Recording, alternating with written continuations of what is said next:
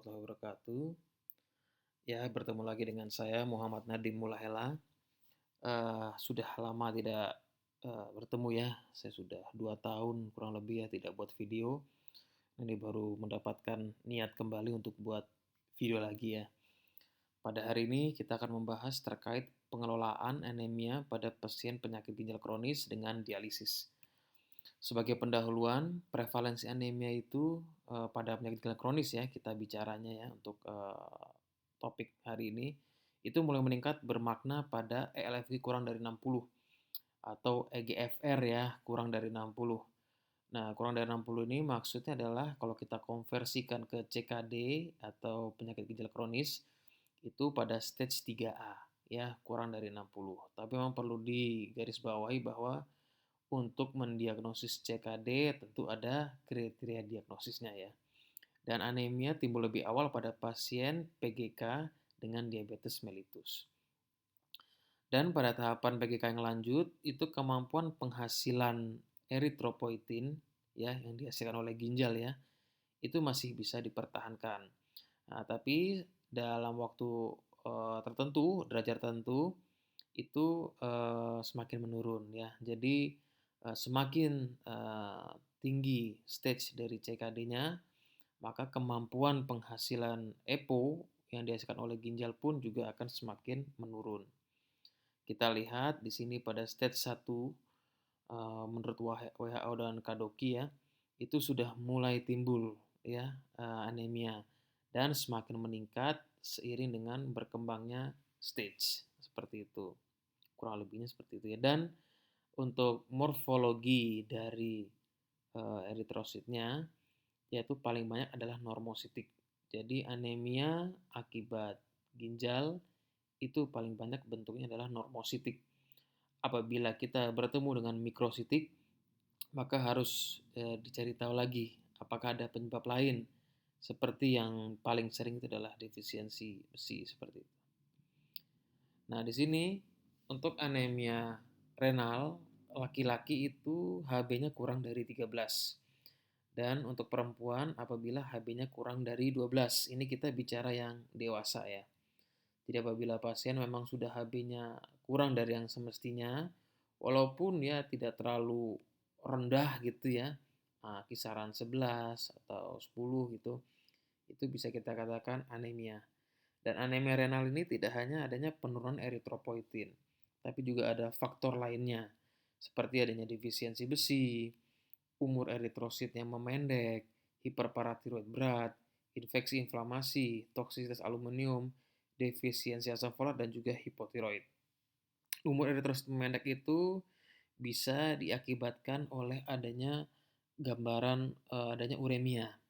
Pada pasien CKD, ureum cenderung tinggi dan uremia tinggi itu akan memperpendek umur dari eritrosit. Untuk infeksi inflamasi ya biasanya karena ada kondisi penyakit kronik tentunya dia juga akan menurunkan Hb. Lalu anemia defisiensi besi ini dibagi menjadi dua. Ada absolut dan juga fungsional. Nah, kalau absolut itu saturasi transferinnya kurang dari 20% dan ferritin serum kurang dari 100. Nah, kurang dari 100 ini untuk PGK yang non hemodialisis atau PGK yang dengan peritoneal dialisis. Nah, kalau PGK dengan hemodialisis itu saturasi transferinnya kurang dari 20%, sama ya. Tapi ferritin serumnya kurang dari 200. Kenapa bisa berbeda? Karena pada pasien dengan CKD itu ada kecenderungan blood loss.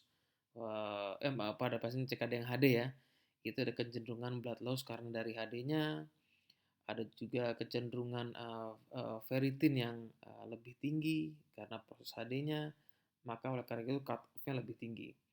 Nah, kalau fungsional itu saturasi transferinnya kurang dari 20%, tapi ferritin serumnya lebih dari 100 pada yang non-HD atau peritoneal dialisis, atau ferritin serumnya lebih dari 200 pada yang hemodialisis.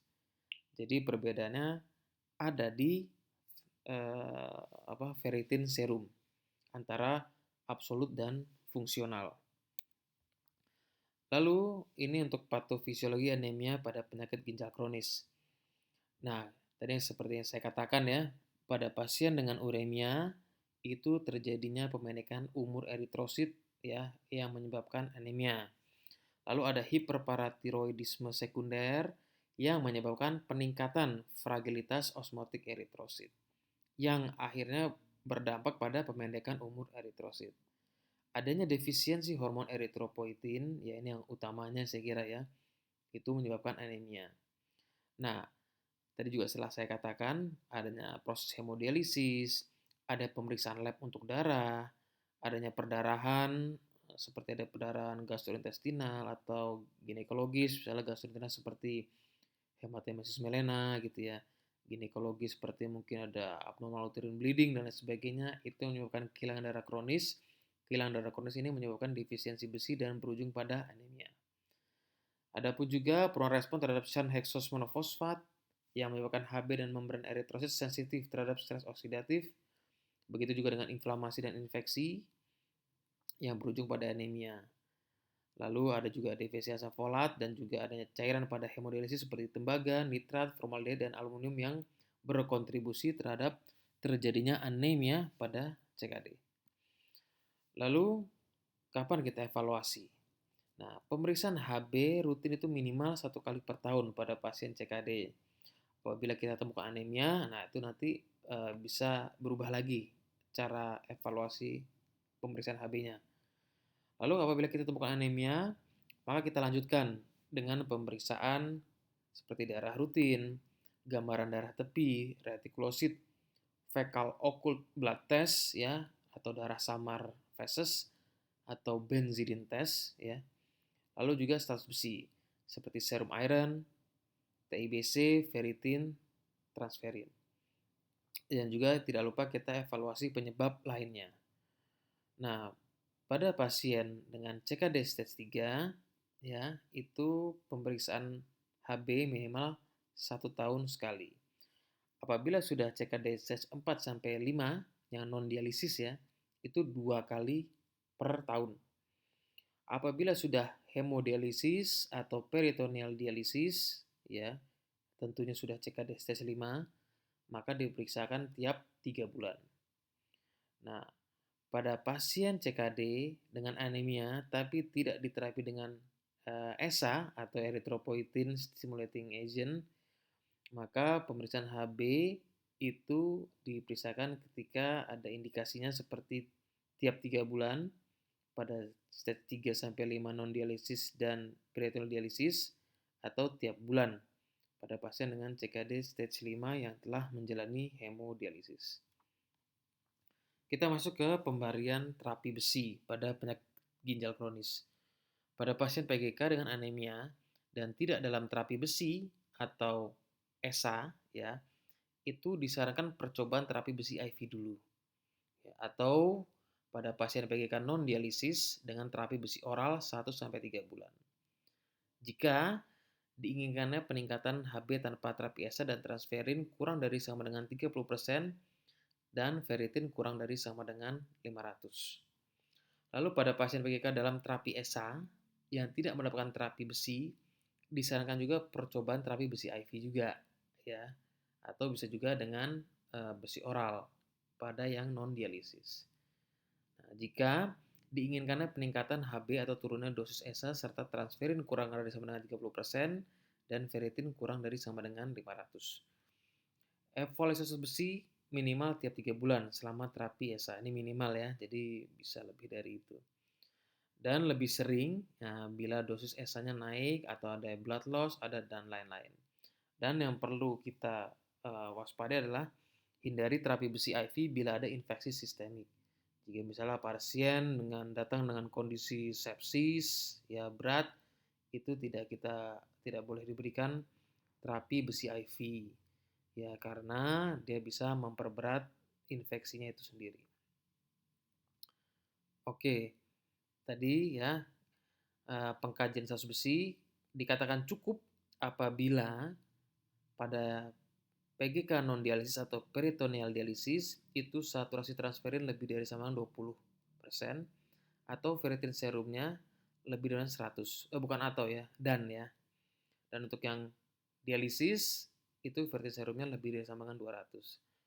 Untuk yang defisiensi besi fungsional dan absolut ya tadi sudah saya jelaskan. Untuk indikasi terapi besi sendiri itu kita mulai apabila memang ada indikasi karena anemia defisiensi besi absolut ataupun fungsional, bahkan pada tahap pemeliharaan status besi. Maksudnya tahap pemeliharaan status besi ini adalah jika kita sudah terapi anemianya, ya kan, lalu kita sudah mencapai dalam kadar yang diinginkan, HB-nya diinginkannya, maka itu harus kita pelihara ya dengan pemberian besi IV ataupun oral ya dosisnya dengan sesuai ya nanti akan ada penjelasannya. Lalu kontraindikasinya apabila ada hipersensitivitas ya alergi gitu ya tentu tidak boleh, atau gangguan fungsi hati berat ya, atau kandungan besi tubuh yang sudah berlebih. Jika sudah berlebih tentu kita tidak bisa atau bukan tidak bisa ya tidak boleh diberikan lagi karena nanti akan memperberat kerja dari organ-organ tubuh kita terutama hati. Nah, untuk sediaan dan dosisnya, nah ini biasanya parenteral itu kita pakai iron sucrose atau nama dagangnya itu Venofer. Adapun juga iron dextran. Untuk yang oral itu ada beberapa yaitu ferrous gluconase itu kandungannya 28 sampai 36 mg besi elemental. Ada ferrous sulfat 65 mg, ferrous fumarat 106 mg dan iron polisakarida. Yang paling tinggi tentunya ferrous fumarat. Karena tinggi dosisnya, maka pemberiannya pun juga lebih jarang. Bisa 1 kali sehari. Lalu untuk terapi besi oral pada pasien yang non-HD atau yang dengan peritoneal dialisis itu kita berikan selama 3 bulan. Jika saturasi transferina kurang dari 20% atau ferritina kurang dari 100, maka kita berikan parenteral. Jadi gitu ya. Kita kasih 3 bulan, gak respon, ganti ke parenteral. Nah, kalau pasien dengan sudah HD, maka utamanya kita berikan yang parenteral. Nah, itu kita berikan ada 2 tahapan. Tahapan koreksi dan tahapan pemeliharaan. Nah, kalau koreksi itu kita berikan 100 mg 2 kali per minggu saat HD ya. Di saat HD kita berikan iron sucrose seperti itu. Karena HD umumnya kita lakukan 2 kali seminggu, jadi maka kita berikan 100 mg 2 kali seminggu. Dosis totalnya adalah 1000 mg atau 10 kali pemberian.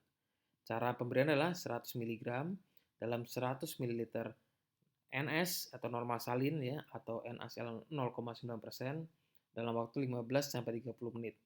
Lalu kita evaluasi 1 minggu pasca terapi. Lalu untuk terapi besi pemeliharaan itu pada saat kita temukan saturasi transferina 20 sampai 5% atau ferritin serumnya 100 sampai 500 pada yang non HD atau peritoneal dialisis dan 200 sampai 500 pada yang HD. Nah, jadi kalau sudah sampai ke titik ini kita masuk ke dalam terapi besi pemeliharaan. Nah, ini sediaan dan dosis besinya. Kalau yang intravenous tadi iron sucrose ya, itu 20 mg per mililiter ya, yang paling sering ya kita pakai. Lalu kalau untuk ferrous fumarat ini 324 mg, tapi yang elementalnya itu 106 mg, maka kita bisa berikan 1 tablet 2 kali sehari. Untuk glukonas itu karena lebih kecil lagi, maka kita bisa berikan sampai 3 kali 1 sampai 3 tablet 2 sampai 3 kali sehari, jadi lebih tinggi lagi ya. Kalau ferrous fumarat itu biasanya sediaan tablet tambah darah ya yang generiknya itu ada Nonemi juga, ada Uvabion. Kalau ferrous gluconat yang sering beredar di pasaran yaitu Sangobion. Lalu kalau untuk besi IV, ini Venofer ya, kita berikan dosis 100 mg per sesi seperti itu. Dan maksimal safe dosnya itu 300 mg dalam 2 jam. Ya, tapi jarang sekali kita berikan sampai 300, biasanya 100 mg cukup ya. Yang penting diberikannya rutin ya selama besi fase koreksi dan juga nanti masuk ke fase pemeliharaan. Dan absorpsi ini dipengaruhi oleh makanan dan antasid. Ya, jadi kalau sebaiknya memang diberikan pada saat perut kosong. Tapi tidak semua pasien dapat menerima ya karena resiko gastrointestinalnya cukup besar. Jadi apabila memang diberikan tanpa makanan malah menimbulkan efek samping, maka sebaiknya diberikan dengan makanan pun tidak apa-apa. Tapi sebisa mungkin dihindari antasid ya seperti promah, milanta gitu ya. Sebaiknya dihindari dulu. Dan untuk kontraindikasi tadi ya, prinsipnya adalah gangguan hati yang berat dan juga ada iron overload ya. Lalu pada pasien-pasien dengan HD itu terkadang kita temukan ferritinnya sudah tinggi, 300 sampai 800. Nah, pemberian besi ini sebenarnya tidak memberikan efek negatif, tapi ya kalau misalnya memang sudah terlalu berlebihan, tidak ada gunanya kita berikan lagi. Lalu untuk injeksi vitamin C terkadang bisa diberikan kalau misalnya sudah kebanyakan ferritinnya ya atau besi terlalu banyak. Tapi memang tidak disarankan karena berpotensi oksalosis yang akhirnya terjadi aterosklerosis dan supersaturasi CA oksalat. Dan bahkan pada dosis yang tinggi, vitamin C dapat bersifat prooksidan. Nah, ini secara ringkasannya tidak perlu dihafal ya, cukup lihat saja slide ini saya kira. Prinsipnya adalah tiap 2 minggu selama 3 bulan. Ya, ini pada yang saturasi ferritinnya 20-50%. Apabila dalam terapi ESA maka lanjutkan ya, seperti itu. Semakin tinggi ferritinnya maka intervalnya pun semakin longgar, jadi 4 minggu, jadi 6 minggu, tapi kalau sudah lebih dari 500 maka dosis iron sucrose besi IV kita tunda. Namun apabila kurang dari 20%, ya, ini kita berikan tiap HD ya atau 2 kali seminggu ya, bukan tiap 2 minggu seperti yang di atas ya. Ini 2 kali seminggu. Ya, evaluasinya lebih cepat lagi 1 sampai 2 bulan. Dan karena dia sudah masuk ke dalam anemia defisi besi, maka terapi ESA kita tunda dulu. Namun apabila sudah mulai meningkat, ya kan, itu intervalnya semakin longgar lagi. Tiap 1 minggu, tiap 2 minggu. Nah, apabila kalau ferritinnya lebih dari 500 ya dan juga saturasi terakhir tapi masih kurang dari 20%, nah kita lihat keterangan ini nih. Maka kita bisa lanjutkan terapi ESA dan tunda dulu terapi besinya. Observasi dalam 1 bulan. Bila HB tidak naik, ya kan, dapat diberikan iron sucrose atau iron dextran 1 kali dalam 4 minggu. Observasi 3 bulan. Namun apabila saturasi transferin kurang 20% dan ferritinnya lebih dari 800, maka terapi besi harus ditunda. Dan kita cari penyebab kemungkinan adanya keadaan yang lain seperti infeksi, inflamasi. Ini algoritmanya, kita lihat.